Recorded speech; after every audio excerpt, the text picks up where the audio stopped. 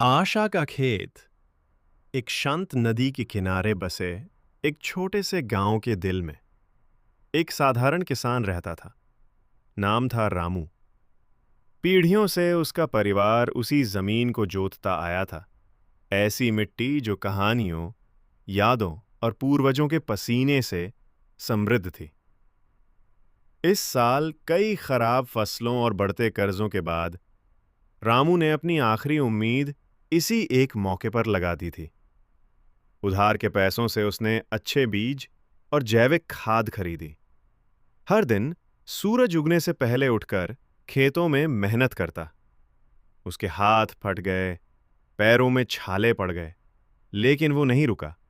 उसका सपना बहुत साधारण था, ना दौलत, ना शोहरत, बस इतनी फसल हो जाए कि परिवार का पेट भर सके और कर्ज चुका सके।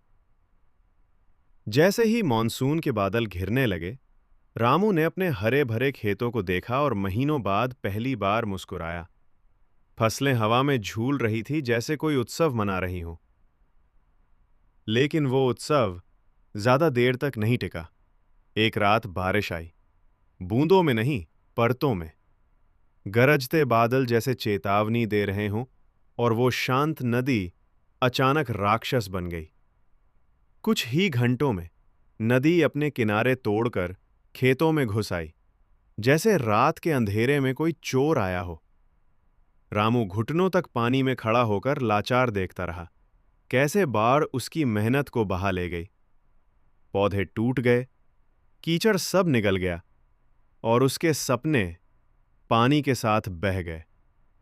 सुबह तक सिर्फ तबाही बची, समतल जमीन, पानी में डूबी मिट्टी और शोक से भारी सन्नाटा।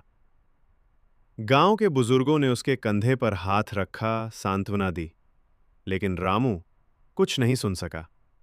वो अपने घर लौट आया, जहां उसकी पत्नी और छोटी बेटी चिंतित आंखों से उसका इंतजार कर रही थी। मैंने आशा बोई थी, वो फुसफुसाया, पर उसे सबसे पहले नदी ने काट लिया। दिन बीते, पानी उतर गया, लेकिन दर्द वहीं रह गया। कर्ज अभी भी बाकी था, अन्न भंडार खाली था, और रामू की आंखों में हार की गहराई थी। लेकिन उस अंधेरे में भी एक छोटी सी उम्मीद की किरण जागी, क्योंकि किसान उस जमीन की तरह जिसे वो जोतते हैं, हमेशा दोबारा उगने का रास्ता खोज लेते हैं।